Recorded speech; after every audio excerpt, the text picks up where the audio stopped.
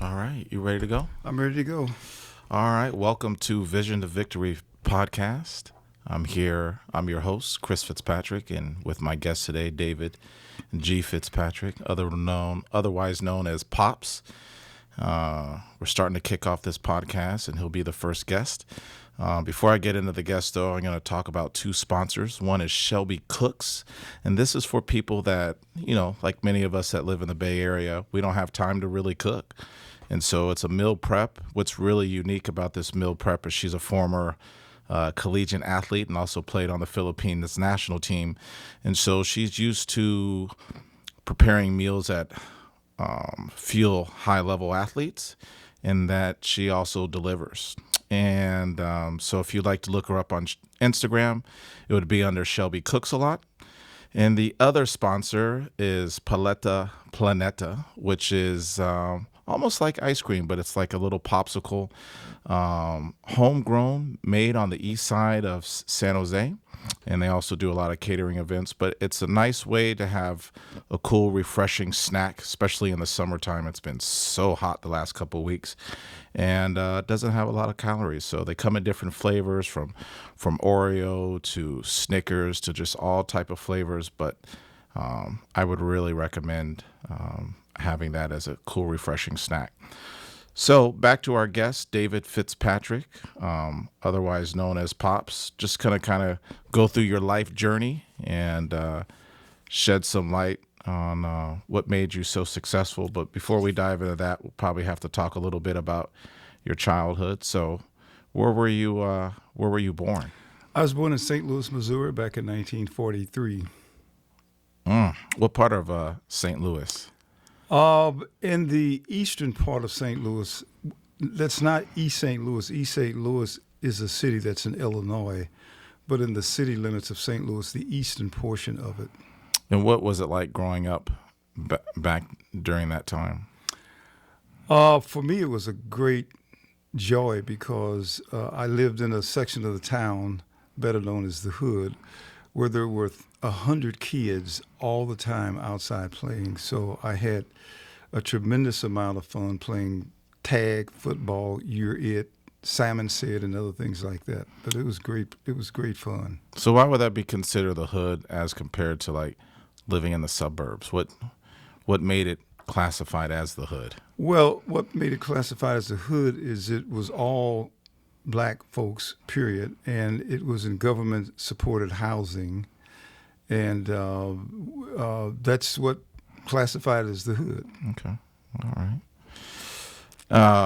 And how many brothers and sisters did you end up having? I have 4 sisters, no brothers. No brothers.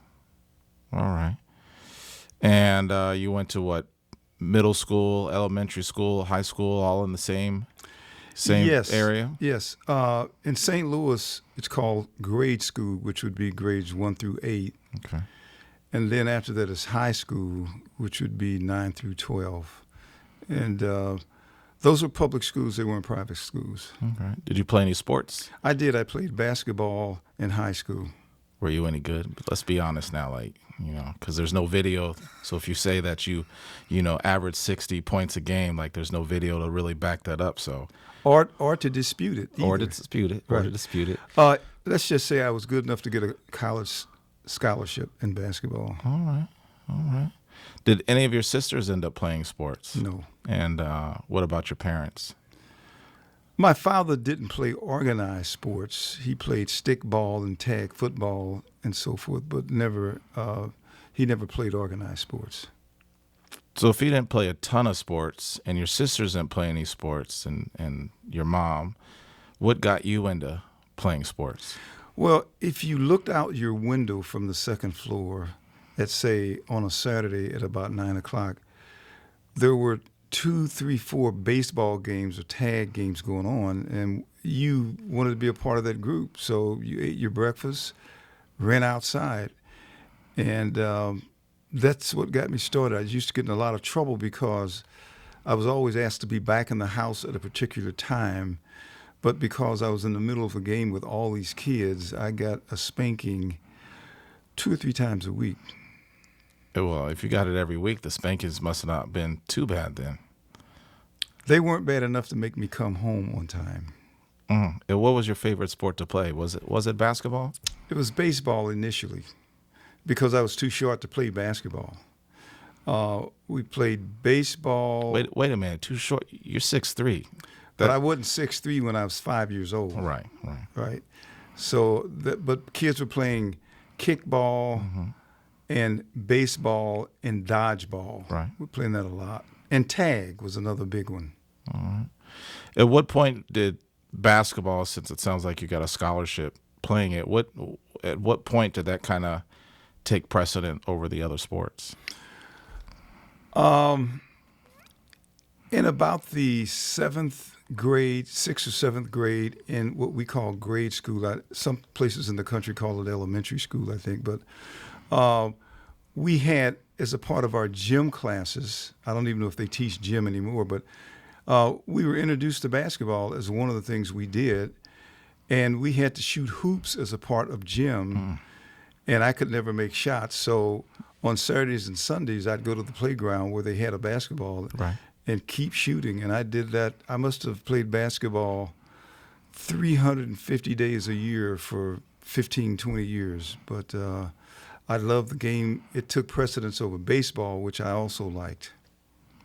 Were you better at baseball than basketball, or vice versa? No, I was better at basketball. Better at basketball. Okay. At what point did you, since you get a scholarship, that kind of means that you're better than the average bear. At what point did you look around and go, man, I'm pretty nice with this. I can play. That occurred in high school. I mean, you either know you can play or you can't. You can shoot or you can't. You can play defense or you can't. And I was as good as most of the people around me. And I got better. I got better over time. In fact, even after I left college, I kept playing in some pickup leagues around St. Louis. And I guess I was at about age 26 or so before I peaked in terms of my abilities. Are there any games that you think back to when you're like, man, I dunked on that guy. I should have been on Sports Illustrated or ESPN. I had a 40-point game in college, and I think back on that one, and it was kind of an eerie feeling in that everything seemed to go in. I think I missed maybe 2 shots that game. In high school, were you heavily recruited, or was it just you lucked up to go to a school, or how did that happen?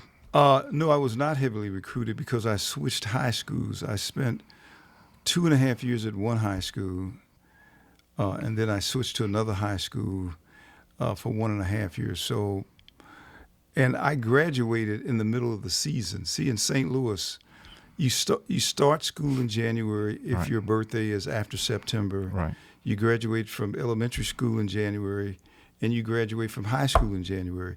So school in St. Louis started twice a year rather than once a year, right? Wow. So the kids born in November like me didn't have to wait till the next August or September to enroll. I enrolled in January with all the other kids born after September. And that was one of the things about St. Louis that I think is kind of unique. I don't think they do that anymore. Were a lot of kids on your basketball team getting scholarships? 2 others. Okay. And where'd you end up playing in college? Where? Yes. At a school called Rockhurst College in St. Louis, Missouri. In Kansas City, Missouri. And I played guard. All right. From 62 to 66. All right. Did you start as a freshman or? No, I was on the freshman team as a freshman. I started as a freshman on the freshman team, and I joined the varsity team as a sophomore. All right. And did they ever make it to the NCAA tournament? Well, this was a small school, so they were not a part of the NCAA. They were part of another conference called the NAIA. And guys like Willis Reed and Earl the Pearl Monroe and so forth were in that. We actually won that in 1964 while I was there. We won the NAIA championship, which for small schools is the counterpart of the March Madness NCAA schedule. I assume they didn't have parades back then for the NAIA champions. No. And in most college towns, no matter what, they don't have parades. It's more of a pro sort of things. On the campuses now, they do make a big deal out of it and have all sorts of events. And at my school, it was an all-male school. So, I think the enrollment was probably only 2,000 or 3,000 when I was there. What's the campus like? It's very nice, very modern. It's a Catholic Jesuit institution.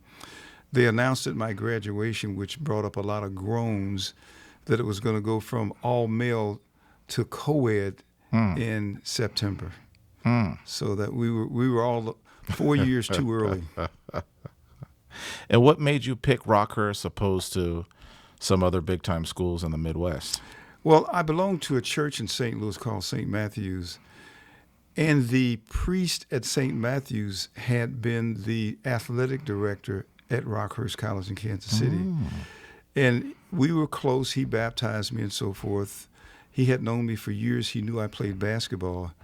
And so he commented one day, I know people at Rockhurst. I can get you an audition, and let's do it and see what happens. So I went there. I auditioned. They had a bunch of guys there already on the team. I played with them, and I got an offer on the spot while I was there. Okay.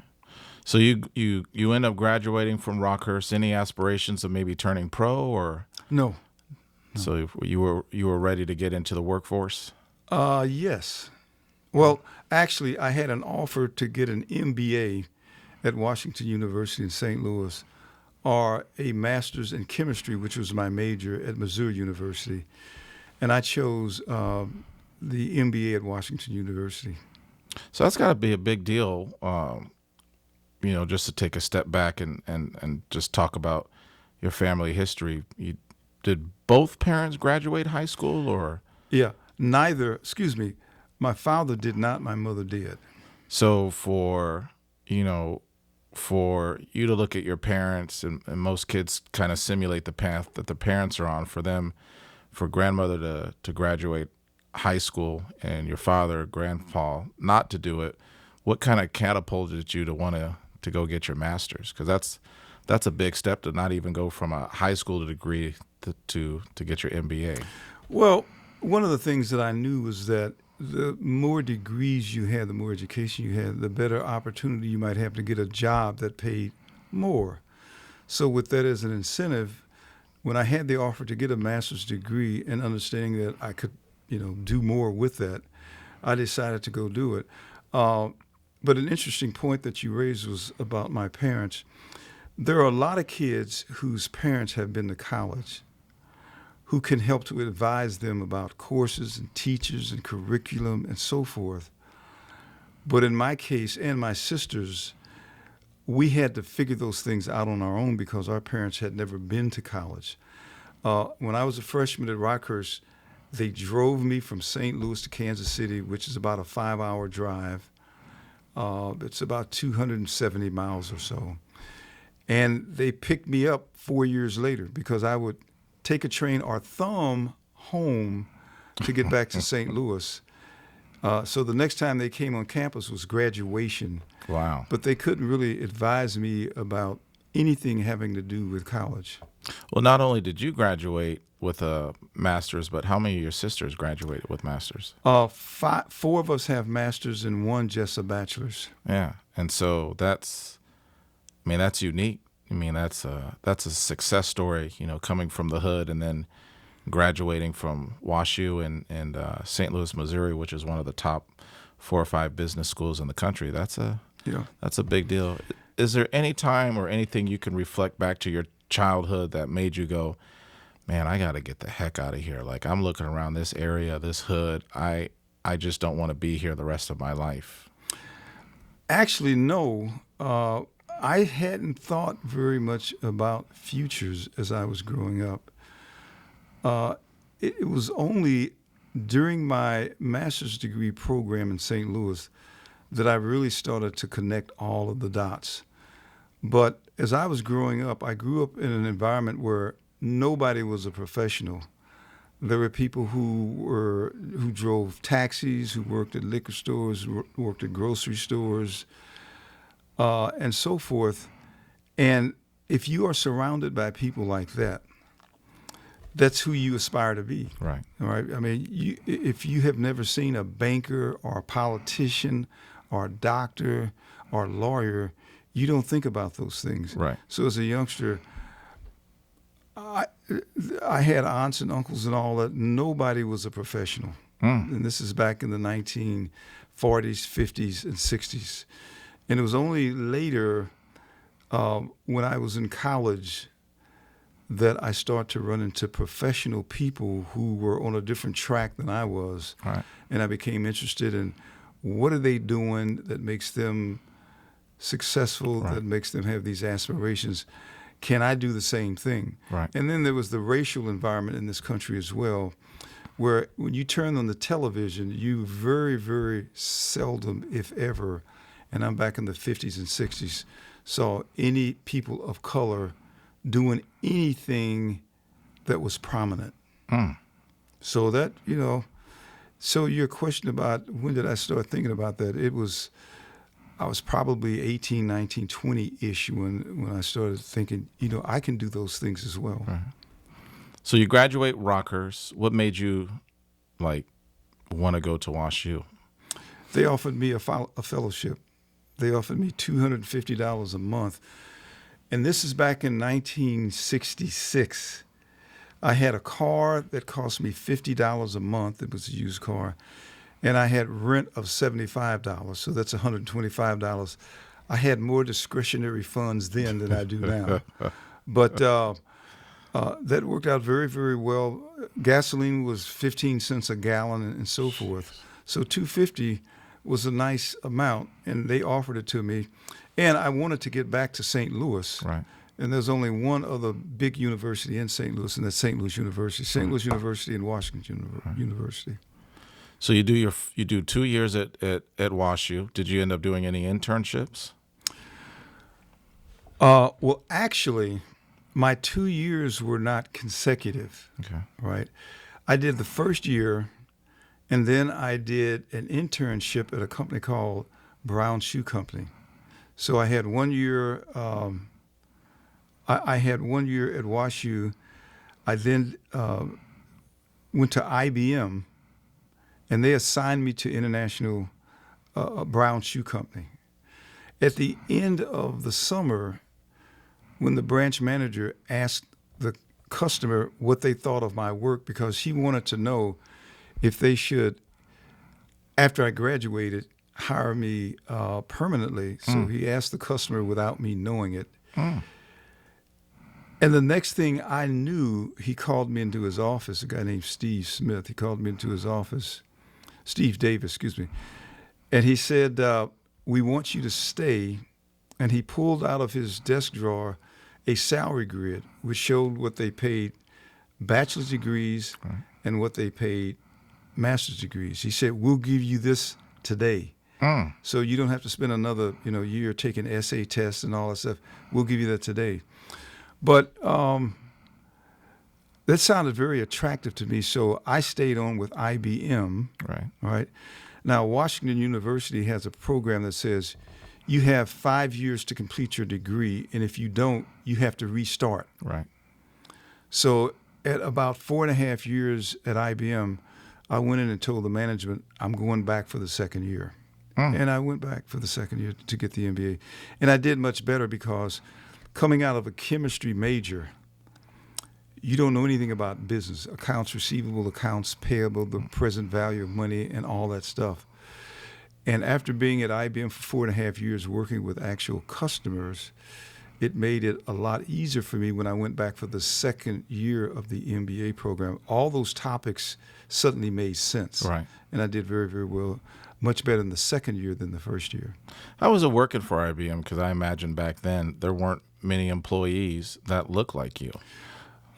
That's true, but I was very accustomed to being the only one that looked like me in a lot of places that I went. As an example, I worked at a camp, a Jewish Community Centers Association camp, each summer for 4 years, and I was the only one who looked like me other than two cooks.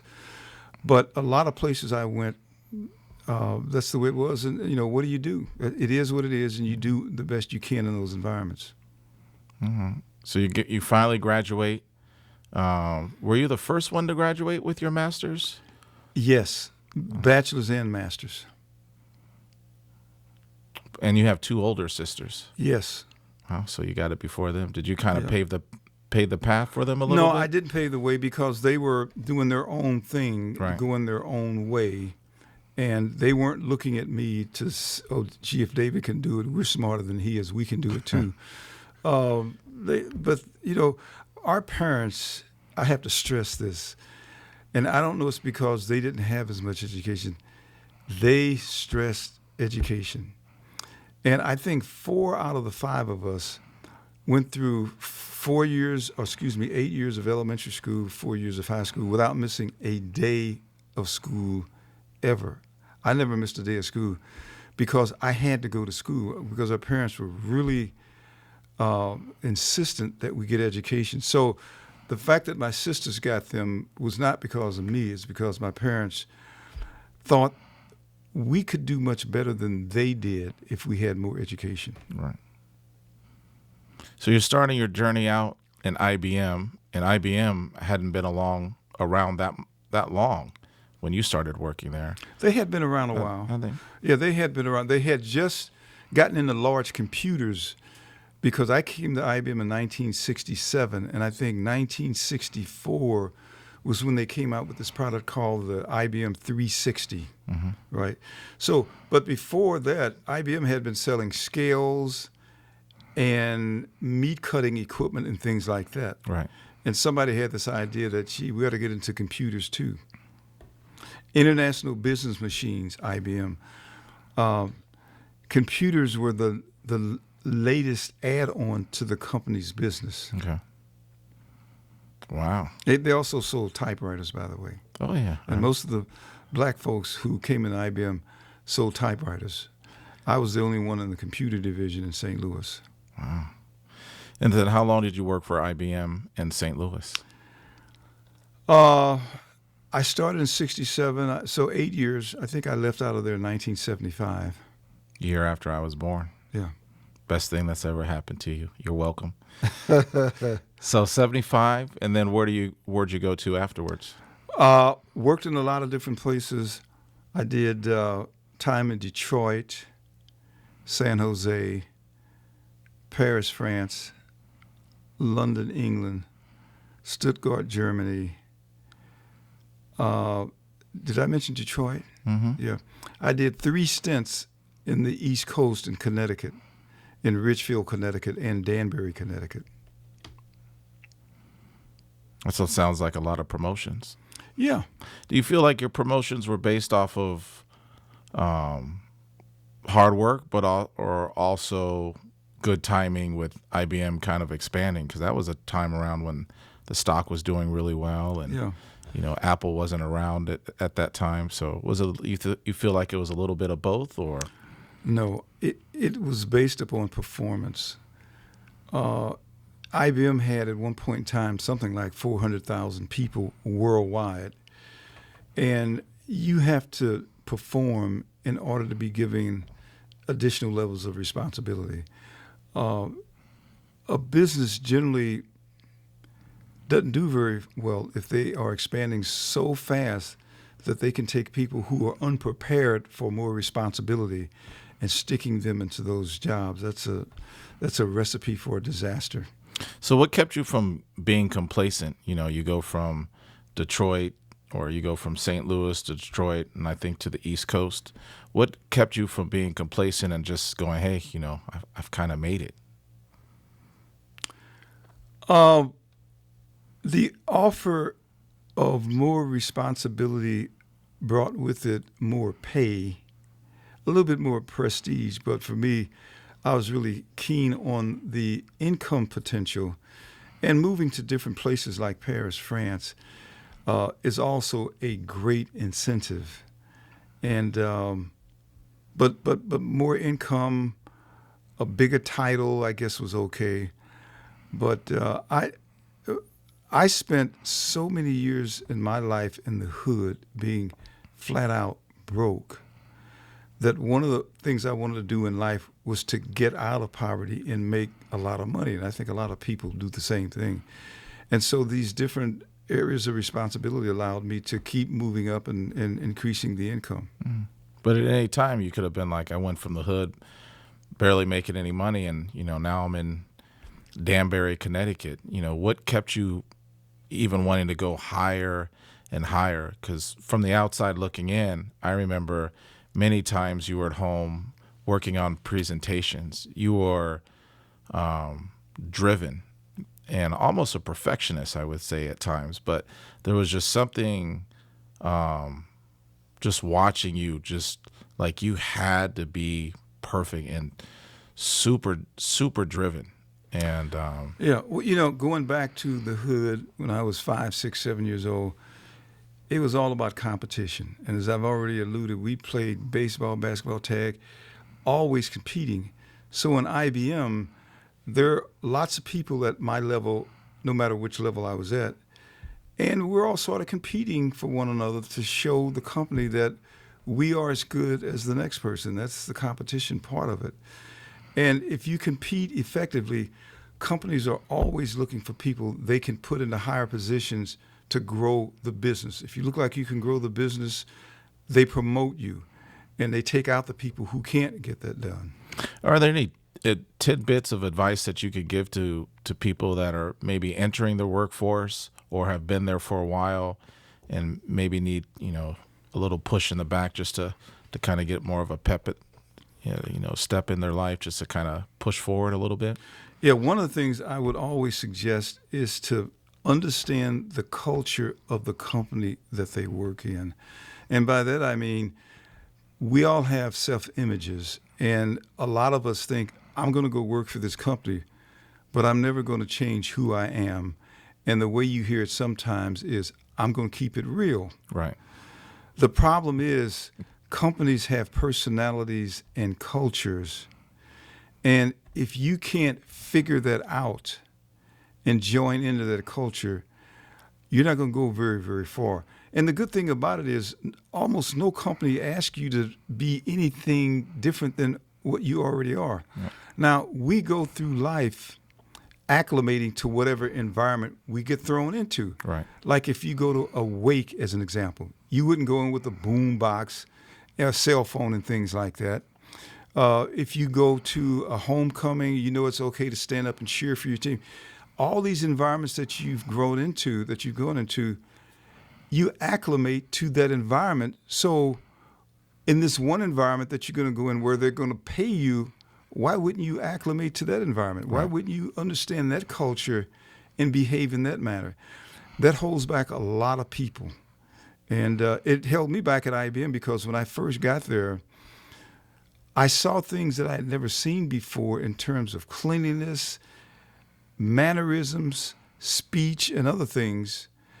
And my first reaction to it was, I'm in the wrong place. I got to get out of here and go someplace where people are kind of more like me. Right. But I made a decision one day, maybe I should stick around and try to understand how this company works and see if I can make it work for me. And 34 years later, I was still there. But in answer to your question, learn to fit into the company that you work for. Now, companies have changed. I mean, you hear people now, working at a company for 5 years and then they kind of jump to another ship. What you did at IBM, working there 34 years, doesn't happen a lot. No, it doesn't. And that's because the society has changed. Back when I interviewed, the key question to people like me who were being interviewed was, tell me how you can help the company. Mm. But somewhere in the 80s or 90s or whenever it was, it got turned around 180 degrees where the person who is being interviewed is asking the interviewer, tell me what the company can do for me. Tell me about the amount of time that I'm going to have to spend with my family. Tell me about the work family balance. Tell me about the compensation plan. Tell me about the vacation plan and so forth. So that's been a really big change.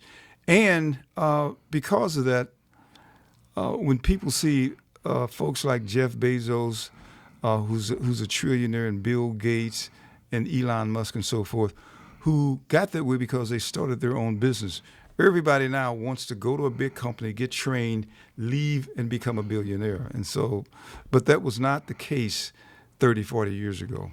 I almost think back then it was work up until you retire, save as much money, and then you get a short window to kind of enjoy all the money that you make. I feel like now the generation is, because we don't, like my generation, we don't save as much money.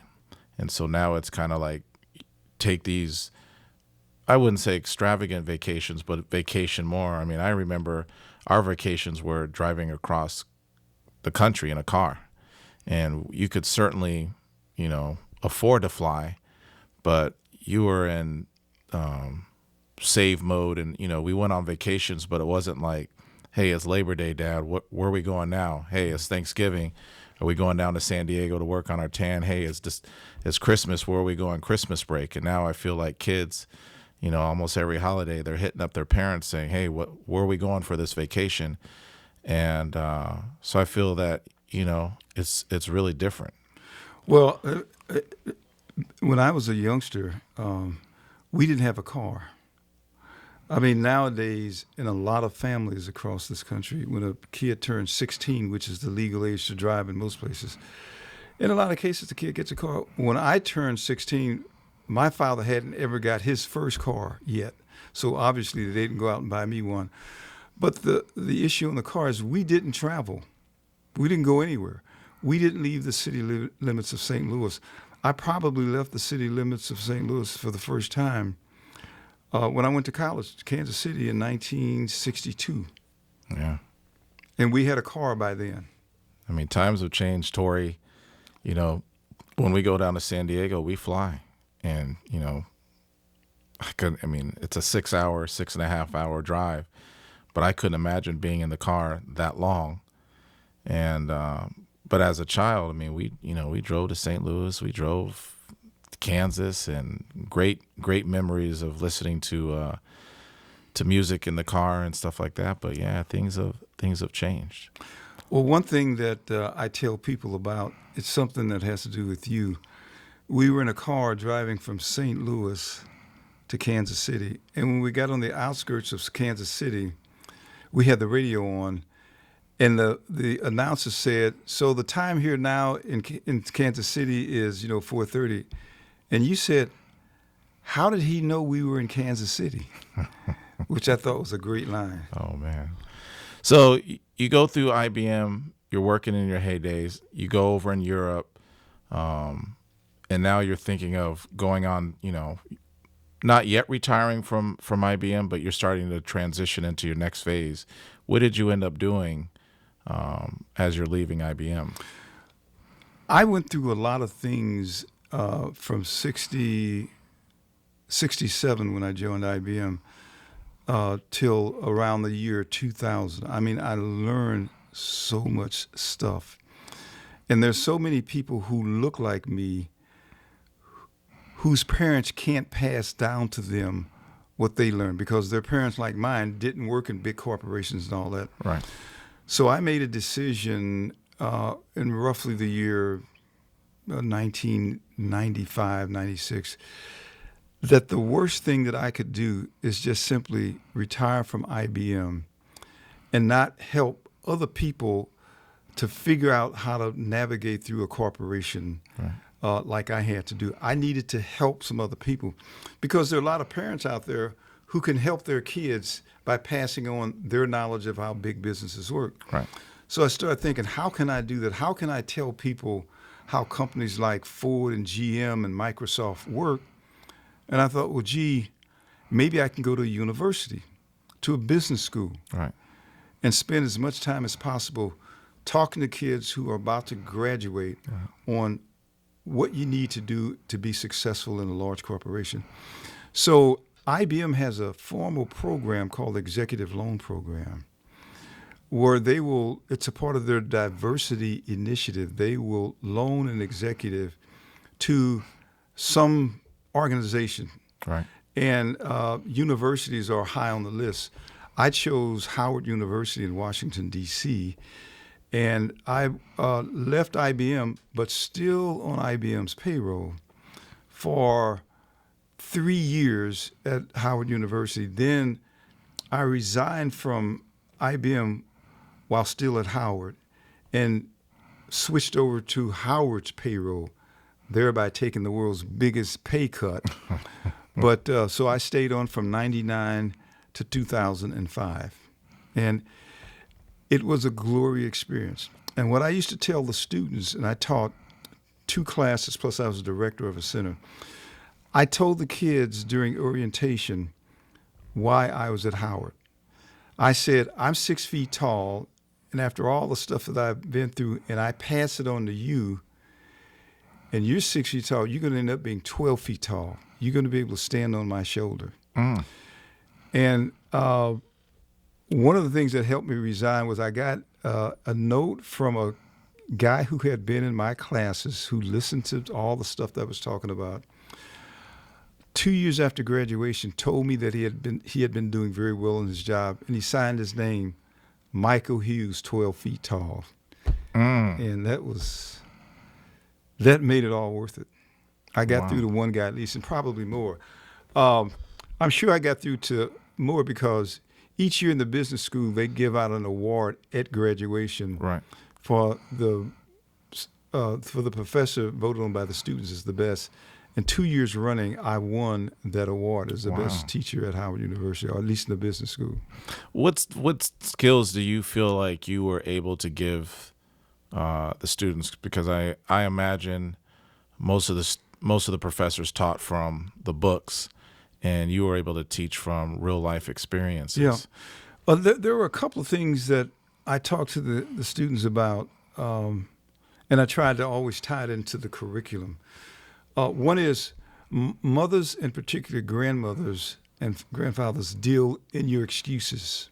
You can explain to them why something didn't happen. After they fuss at you, they'll forgive you. Businesses don't do that. If you've grown up in an environment where excuses worked for you can't take that. You can't explain to a boss why you didn't get something done. That's a ticket to being expelled from the company. You see it in sports all the time. You got to win or you have to go. So let's get away from an excuse environment. Secondly, you have to build networks with people. You need people to help you through your career. You have to network and socialize and things like that.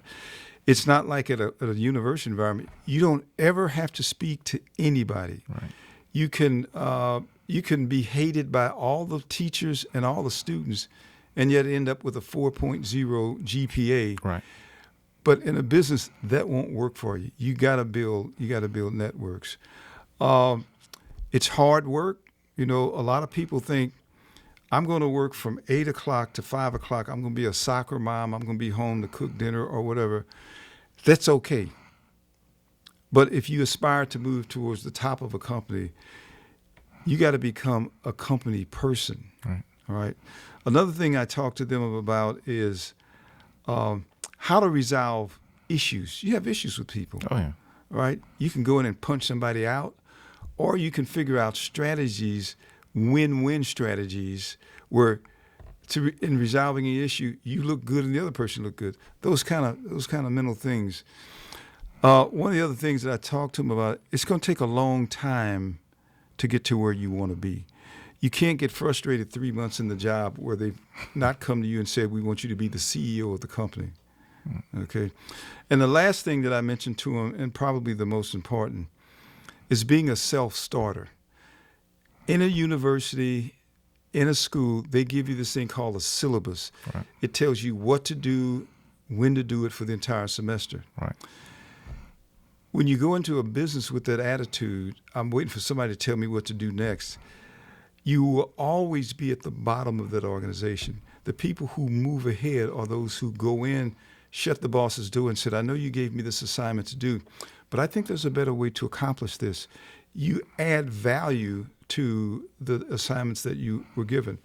My first boss told me the way you get ahead in IBM is to, when you give an assignment, expand the scope and diminish the amount of time they give you to do it in.